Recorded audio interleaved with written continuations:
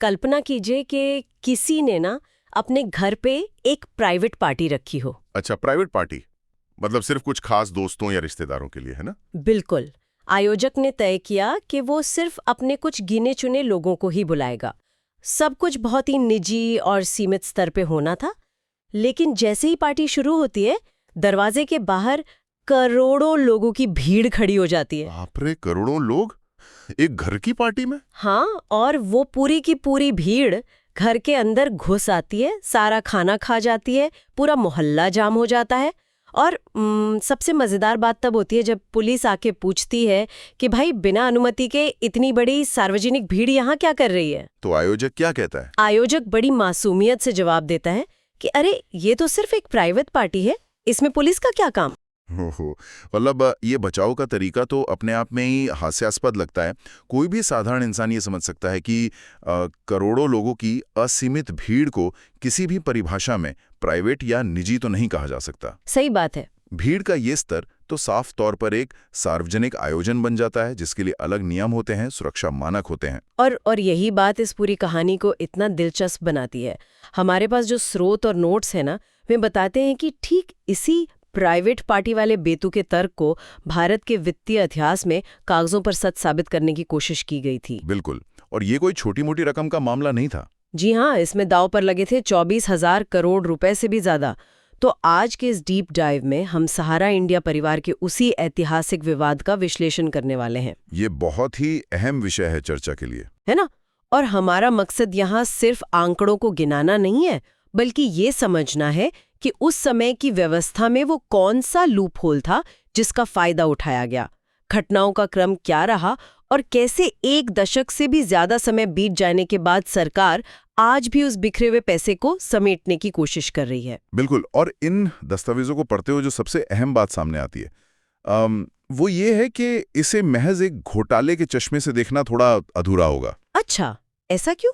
क्योंकि ये असल में प्राइवेट प्लेसमेंट और पब्लिक इश्यू के बीच की उस धुंधली कानूनी रेखा की कहानी है जिसने भारतीय बाजार के नियामकों यानी जो हमारे रेगुलेटर्स हैं उनको अपनी सीमाओं का एहसास कराया। मतलब ये सिस्टम की कमियों की भी कहानी है। हाँ, जब तक हम इस कानूनी पेचीदगी को नहीं समझेंगे तब तक ये समझ पाना नामुमकिन है कि इतनी बड़ी रकम बिना किसी बड़े अलार्म के कैसे जुटाई गई। तो चलिए इस कहानी के बिल्कुल शुरुआती बिंदु पर चलते हैं। सबसे पहले ये समझना बहुत जरूरी है कि उस दौर में सहारा इंडिया परिवार की छवि क्या थी। हाँ, उनका रुतबा ही अलग था। मैं सोच रही थी कि ये सिर्फ कोई कंपनी नहीं थी, ये एक पूरा का पूरा साम्राज्य था। हमारे स्रोत बताते हैं कि रियल एस्टेट से लेकर फाइनेंस तक, मीडिया से लेकर एयरलाइंस तक, हर जगह वो मौजूद थे। और भारतीय क्रिकेट टीम की जर्सी को तो हम भूल ही नहीं सकते। बिल्कुल, क्रिकेट टीम की जर्सी पर भी सहारा का ही नाम होता था। ये ब्रांडिंग इतनी मजबूत थी कि टियर 2 शहरों या गांव में रहने वाले आम इंसान के लिए सहारा का मतलब एक तरह से भरोसा बन चुका था। सही कहा आपने। और ये ब्रांडिंग ही वो असल पूंजी थी जिसका इस्तेमाल उन्होंने अपने वित्तीय साधन बेचने के लिए किया। देखिए, जब सहारा के एजेंट दूर दराज के इलाकों में जाते थे ना, तो वो लोगों को कोई जटिल वित्तीय उत्पाद या फाइनेंस के फंडे नहीं समझा रहे होते थे। वो बस ब्रांड बेच रहे थे। बिल्कुल, वे सिर्फ सहारा का नाम बेच रहे थे। और इसी भरोसे की आड़ में सहारा समूह की 2 कंपनियों ने, जिनके नाम थे Sahara India real estate corporation limited और Sahara housing investment corporation limited, इन्होंने बाजार से भारी मात्रा में पैसा उठाना शुरू किया। और पैसा उठाने के लिए उन्होंने जिस टूल या इंस्ट्रूमेंट का इस्तेमाल किया उसका नाम दस्तावेजों में OFCD दिया गया है। हाँ, ऑप्शनली फुली कन्वर्टेबल डिबेंचर्स। ये नाम सुनने में ही किसी भारी भरकम तकनीकी शब्द जैसा लगता है। अगर हम इसे थोड़ा डिकोड करें तो ये साधारण बैंक डिपॉजिट से कैसे अलग था? तो इसे समझने के लिए हमें इसके नाम के 2 हिस्सों को तोड़ना होगा। पहला शब्द है डिबेंचर, मतलब एक तरह का कर्ज। हाँ, डिबेंचर का मतलब है एक प्रकार का कर्ज या ऋण। जब कोई व्यक्ति इसे खरीदता है तो वो असल में कंपनी को उधार दे रहा होता है, जिसके बदले कंपनी उसे एक निश्चित ब्याज देने का वादा करती है। अच्छा, ये तो समझ आ गया। और वो ऑप्शनली फुली कन्वर्टेबल वाला हिस्सा? अब आते हैं दूसरे हिस्से पर। इसका मतलब ये था कि निवेशक के पास भविष्य में ये विकल्प या कह लें कि ऑप्शन होगा कि वो अपने इस कर्ज को कंपनी के शेयर्स में बदल सके। मतलब हिस्सेदारी ले सके। ओहो, यानी कंपनी ये कह रही थी कि आज आप हमें कर्ज दीजिए और कल को आप चाहें तो हमारी कंपनी के मालिक यानी शेयर होल्डर बन सकते हैं। बिल्कुल, एकदम सही पकड़ा आपने। लेकिन मेरे दिमाग में एक सवाल आ रहा है, सहारा ने सीधे सीधे फिक्स डिपॉजिट या आम शेयर क्यों नहीं बेचे? मतलब उन्होंने इस जटिल ओएफसीडी का ही रास्ता क्यों चुना? और यहीं पर वो जिसे कहते हैं ना मास्टर स्ट्रोक, वो छिपा था, जिसने पूरी व्यवस्था को चकमा दे दिया। कैसे? देखिए, अगर वे सीधे डिपॉजिट लेते तो उन्हें भारतीय रिजर्व बैंक यानी आरबीआई के सख्त नियमों का पालन करना पड़ता। हाँ, बैंक वाले नियम लग जाते उन पर। और अगर वे सीधे शेयर बाजार में उतरकर शेयर बेचते तो उन्हें सेबी के सामने पूरी पारदर्शिता दिखानी पड़ती, जिसे हम पब्लिक इशू या आईपीओ कहते हैं। तो उन्होंने बीच का रास्ता निकाल लिया। बिल्कुल, ओएफसीडी जारी करके उन्होंने खुद को एक ऐसे ग्रे एरिया में खड़ा कर लिया जहां वे ये दावा कर सकें कि भाई हम ना तो बैंक की तरह काम कर रहे हैं और ना ही शेयर बाजार की किसी आम कंपनी की तरह। और यहाँ पर वो हमारी प्राइवेट पार्टी वाला तर्क सामने आता है ना? एकदम सही। उन्होंने इस पूरी प्रक्रिया को प्राइवेट प्लेसमेंट का नाम दिया। जहां तक मैं समझती हूँ, कॉर्पोरेट कानूनों के तहत प्राइवेट प्लेसमेंट का मतलब है कि कंपनी आम जनता के पास जाने के बजाय सिर्फ कुछ गिने चुने लोगों या संस्थाओं को अपने डिबेंचर्स बेच रही है। तकनीकी तौर पर उस समय के जो कंपनी अधिनियम या कंपनीज एक्ट के नियम थे, उनके तहत अगर कोई कंपनी 50 से कम लोगों को अपने डिबेंचर्स या शेयर ऑफर करती है तो उसे प्राइवेट प्लेसमेंट माना जाता था। सिर्फ 50 लोग? हाँ, और ऐसी स्थिति में उस कंपनी को सेबी से मंजूरी लेने या बाजार में कोई बड़ा प्रोस्पेक्टस जारी करने की जरूरत नहीं होती थी। एक मिनट।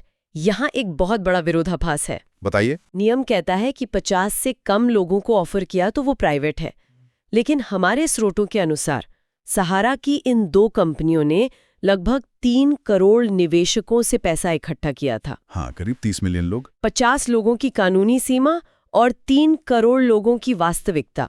मतलब क्या उस समय के सिस्टम में कोई ऐसा अलार्म नहीं था जो इतनी बड़ी विसंगति को पकड़ सके?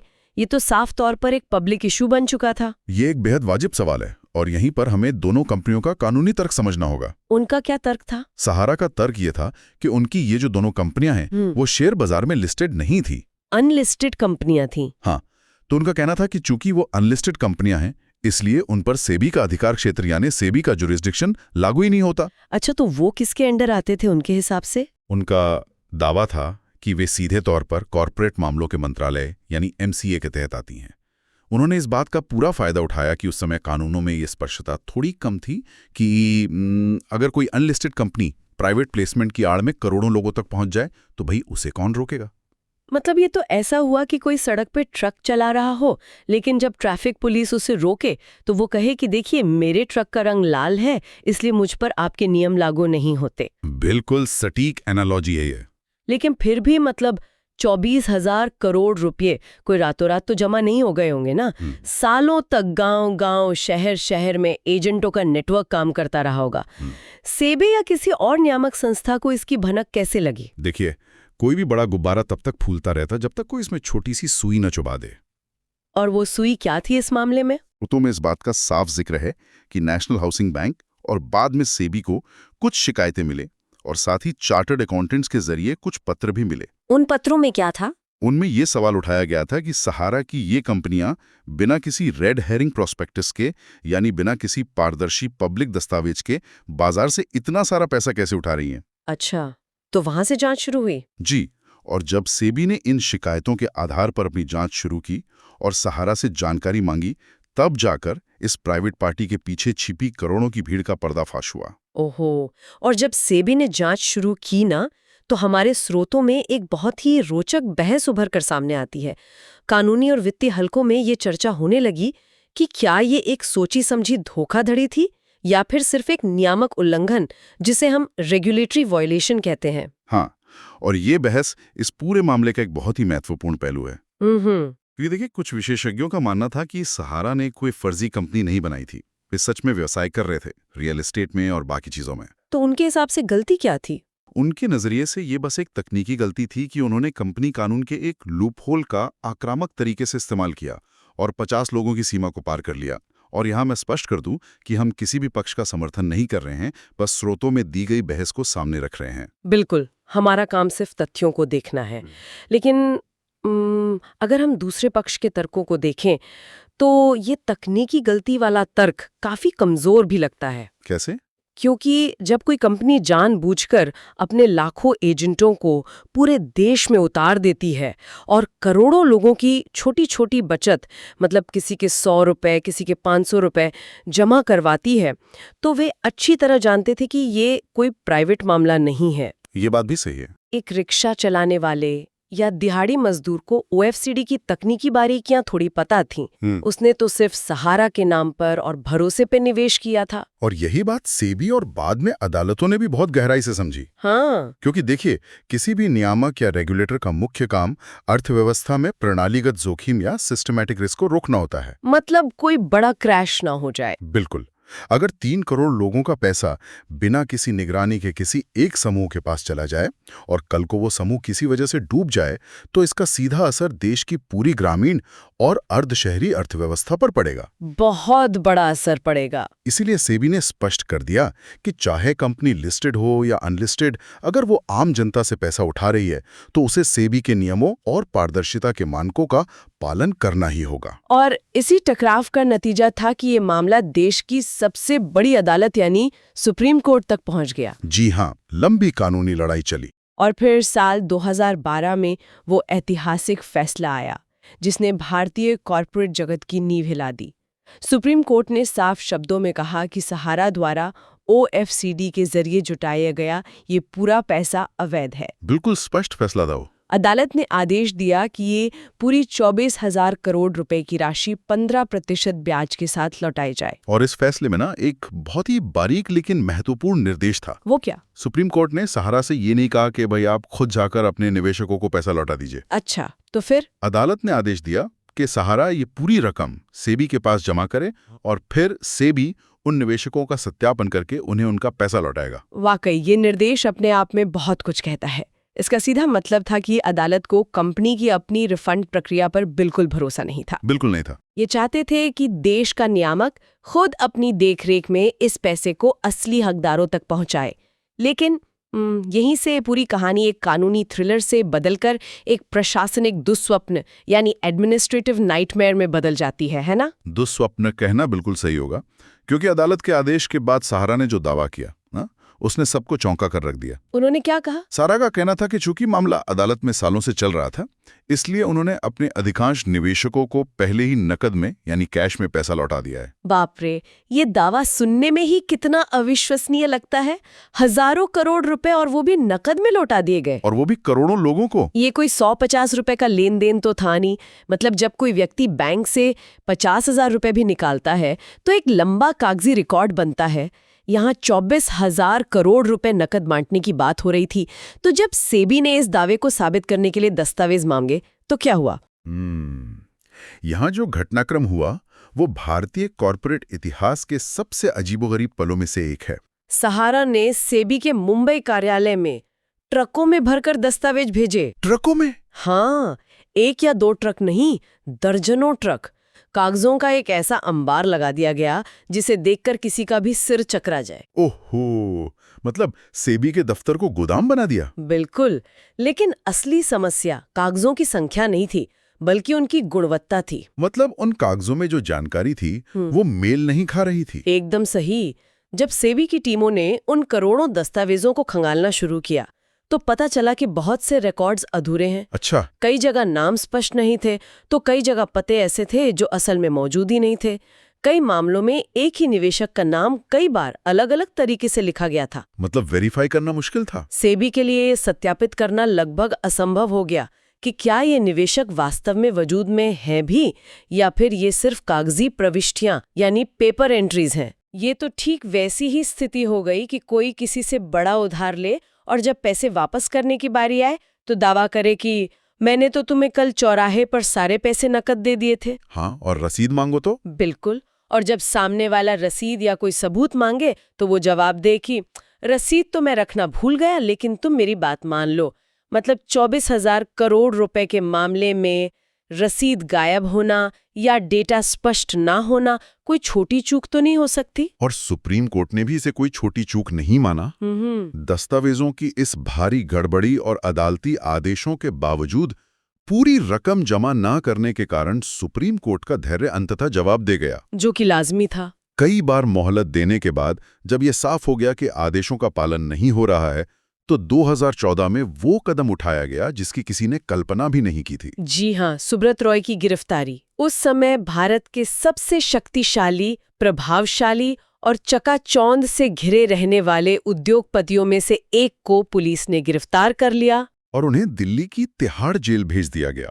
ये गिरफ्तारी, मैं सोचती हूँ, सिर्फ एक व्यक्ति की गिरफ्तारी नहीं थी।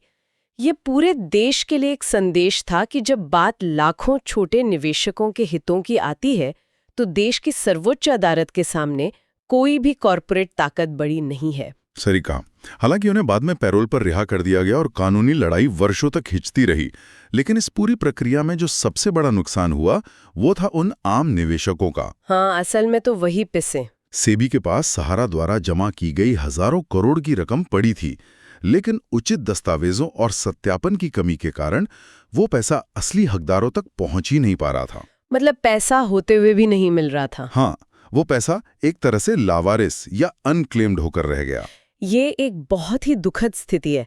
मतलब आप कल्पना कीजिए कि किसी दिहाड़ी मजदूर या छोटे किसान ने अपनी बेटी की शादी के लिए या अपने बुढ़ापे के लिए पाई जोड़कर निवेश किया हो। बिल्कुल। पैसा सिस्टम के पास मौजूद है, लेकिन सिर्फ इसलिए नहीं मिल पा रहा क्योंकि जिस कंपनी पे उसने भरोसा किया उसने उसका नाम और पता तक ठीक से दर्ज नहीं किया।